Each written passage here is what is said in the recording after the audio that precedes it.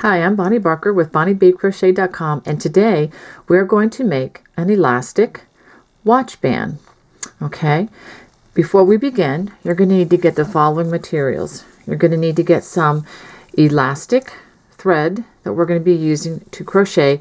You can usually find this at Michael's or AC Moore, Hobby Lobby, not in the yarn aisle, but in the beading aisle. Okay, it's got a nice elasticity to it. Okay, so you're going to need just one of these. You won't even come close to using not even a third or a fourth of it.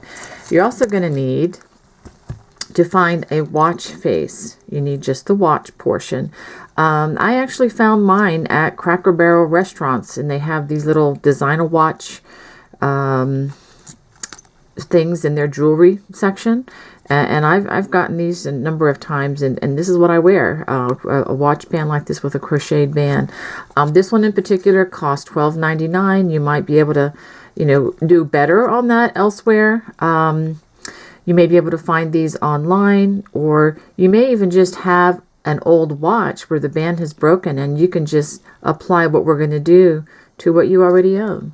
Okay, and the last thing you're going to need is you're going to need a beading needle. It doesn't have to look exactly like these, but you're going to need a beading needle. Oh yes, and one more thing. Of course, we're going to have some beads. Now these beads are on the larger side. You can use size 6 beads. The main thing that you want to be sure of is that the hole that you're going to be threading is big enough for 2 thicknesses of the elastic to pass through. That's the main qualification for the beads that you're going to be using. You want to be able to thread them before we begin. Okay, so let's go ahead and start. This is a very quick project. The first thing we're going to do is take our beading needle. We're going to thread it. Very easy to thread this particular type. Okay, now I'm going to take the beads and I'm going to just simply thread them one at a time, or you can do 2 or 3 at a time onto the thread like so. We're going to do this before we begin the project. Okay, with the size that I made for my arm, which is about 41, 42 chains, I used 13 beads. So you may want to just go ahead and thread on. I like to have extra beads threaded on. So go ahead and put 14 or 15 on. And as soon as you do that, let's get started. So we go ahead and put all our beads on. I'm going to go ahead and finish putting the rest of the beads on my string, and then I will get back. All right, now that I've gotten quite a number of beads, let me show you. I got my beads on my string like so, on my elastic string. We're ready to begin. I am also using a size F crochet hook, which is also a size 5 or 3.75 millimeter. I'm going to go ahead and start with the slip knot, but I'm going to do something interesting here. I'm going to give myself a nice long strand. Okay, I'm going to estimate this at about 8 inches. And what I'm going to do, you can give a little bit more if you want. This is going to be the thread or the elastic part that we use at the very end to actually attach, and using our yarn needle, which is different than a beading needle, we're going to actually thread or actually sew this onto our watch band. So you want to make sure you leave a long enough band to attach. Now we are going to chain 42. Okay, I'm going to try to go slow here. Now as I'm crocheting these chains, I'm doing them very carefully. Try to do a little on the slower side. Make sure the beads don't get in your way. Now I don't want to do this too loose, and I definitely don't want to do it too tight. As you're crocheting with this, I would just try to hold your normal tension as best as possible. Crocheting with elastic is a little more challenging, but if you practice a little bit, you can get the knack of it and probably even finish this project within an hour. Okay, let me go ahead and I'm going to finish my 42 chains and then I'll come back. All right, now that I've gotten my 42 chains, we are going to single crochet in the second chain from hook and then each stitch across. Okay, this is really tiny. I hope you can see this. It's a little tricky, but we're just doing straight single crochet all the way across.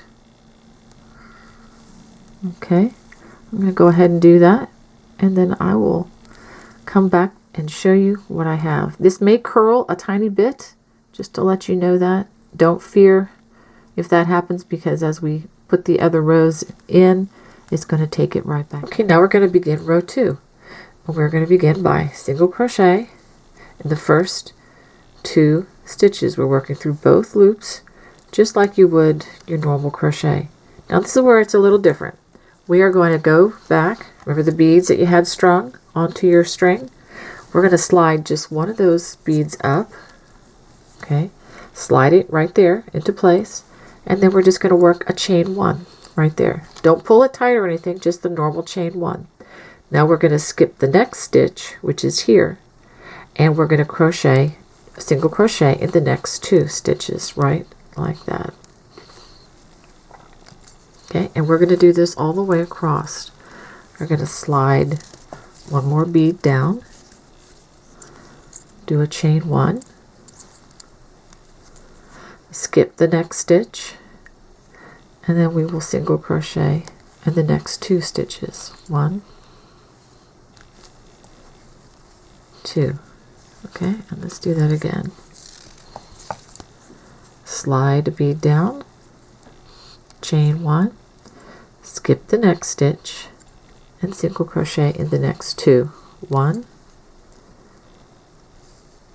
2. It's a little tricky crocheting with this material, I will admit that, but this project is very approachable to anybody who knows how to do single crochet and a chain. These are very fundamental crochet stitches. We will need to have a slip stitch down, but I'll show you how to do that if you've never done a slip stitch. Very easy. Okay, so I'm going to go ahead and finish this, and I'll show you the ending of the row. I'm going to show you as I crochet the last bead into this row. I'm going to chain 1, skip a stitch, and then I'm going to single crochet into the last 2.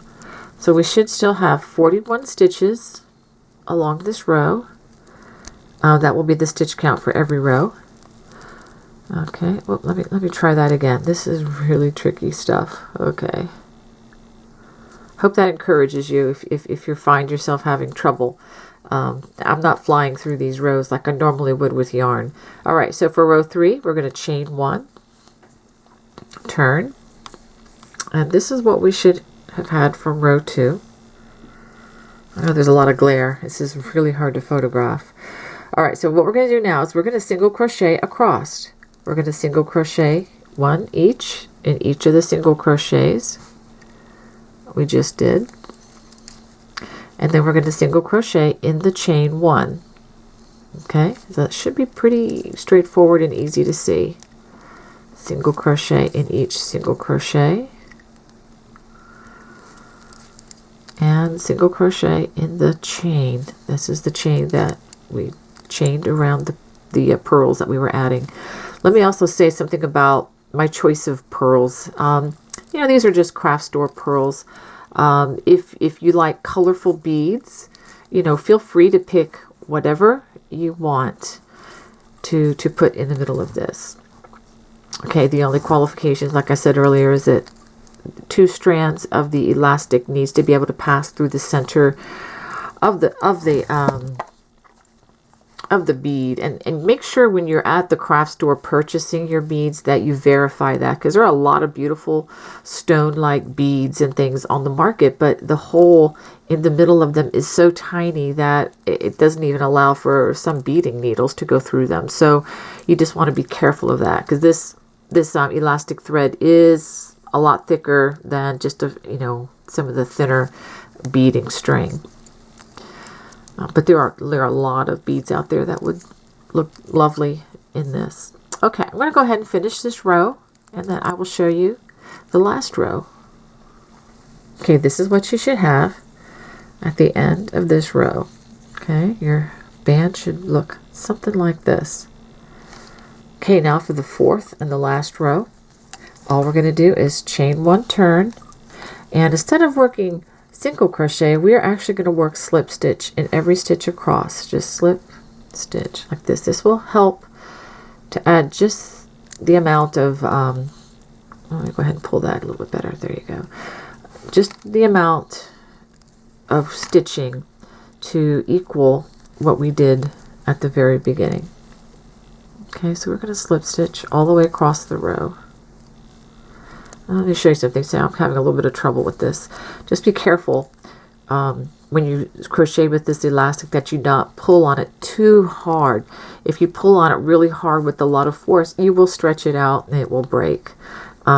It is, you know, somewhat delicate, but on the other hand, very sturdy. I've worn wristband watches made out of this material for many years, actually. It's always a lot of fun when someone compliments me on my watch band. I can just reply, "It's crocheted," and watch their jaw drop because they just almost can't believe it, because it's, you know, it's kind of nice looking, if you ask me. It's and when you make something with neutral materials, that'll kind of go with everything. You know, it's not a particular color. I can wear this every day. I can, you know, it can dress up something, or I can wear it with jeans. It really doesn't matter. And I'm going to go ahead and just finish this single crochet, working through both loops all the way across, and then I'll show you the finished. I've gotten to the end of my row working the slip stitch, so I'm simply going to fasten off by using a chain. I'm going to also make sure that I fasten off a really nice long strand here. I'm going to make this about 8-9 inches long. Cut it. Now don't pull your chain real tight yet until you've pulled this strand through it. So let's go ahead and pull the strand all the way through. Okay, so now I'm ready to go get my yarn needle, or you could use a darning hook or darning needle if you'd like. And I'm going to attach it to my watch band, or actually to attach it to the watch. Okay, now I've got my watch band, I've got my watch face, and I have a darning needle. I decided to go with a darning needle instead of a yarn needle because it's just thinner and it is a bit sharper on the end. So I think this is going to actually be a better choice, but you can use whichever you'd like. Okay, so the goal here is simply I'm going to use the whip stitch, and I'm going to just simply attach this through a layer like this, okay? And I'm going to go in and out, I'm not showing you very well. I'm going to just kind of whip stitch it around all these rows carefully until I go through all the rows, and it should kind of bring this in a little bit tighter, and you can go back and forth as many times as you need to attach this. I would recommend going probably one direction and then coming back again. Okay, make sure it's nice and tight. Okay. I'm going to come back in here again, and I'm going to go back the other direction.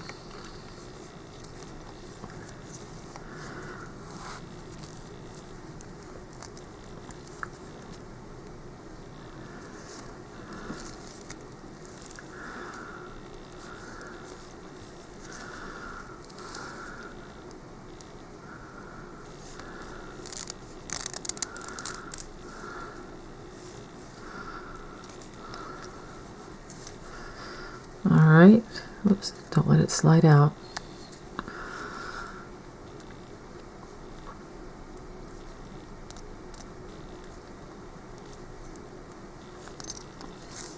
Okay, I'm going to do one more. There's not a particular number or anything that I'm assigning to this. It's just you want to make sure that this is really, really secure, and you want it to look nice around this. You want to have a nice connection with the watch band. All right, so I'm going to stop right there. I'm going to turn around. Now I want to secure this so it remains tight. I'm going to run it under a couple of these threads like so, and do a little bit of a slip knot. Again, you don't want to pull too hard on this. Now I'm going to run this, I'm going to do another slip knot. I'm going to do two because I just don't, whoops, I don't trust one. Go ahead and rethread my needle. Alright, this is a lot different than you are. I'm going to do one more slip knot. Like so. Now I'm going to run it underneath some of the stitches to hide some of this elastic, and I'm going to run it under the stitches long ways, kind of like let's see, right here looks good. And with the sharper needle you'll be able to do this a whole lot faster. Okay, I'm going to run it under about 1 inch worth. Okay, that should be pretty good. That should be good, about this much. I'm going to run it underneath there. I feel the tension now. Yeah, so that is not going to go anywhere. Now I'm going to securely trim it. Okay, you are not going to see that end again. And so that is one end of the watch. Okay, the watch band. So now what I'm going to do, I am simply going to do the same exact thing over on the other side of this watch. So let me connect that for you, and then I'll show you the finished product. Okay, now that I've connected both of them, let me show you what we have here. We have a really nice little watch band. Let me show you one other reason why I love elastic bands. I don't have to try to fool with the little latch that's going to drive me nuts when I'm running late getting out the door. I could just simply put this over, scoot it on my arm, and I'm ready to go. It's quite comfortable actually, and it will stay where I want it to stay without causing a bad mark on my arm. It's not real tight, and if I wanted to make this smaller, all you have to do, or all I would have to do, is to just use fewer stitches. I would subtract 3 from the number 42 if you want to make it smaller. For every 1/2 inch or so, you just subtract about 3 stitches. Okay, if you want to make it extra large, just add stitches in increments of 3. You probably don't need to add more than 3 to 6 stitches. Generally, people's arm sizes don't vary that much. But anyway, I hope you enjoy this. These make really great gifts. I've given them to people in the family many times. Anyway, take care. God bless. Bye-bye.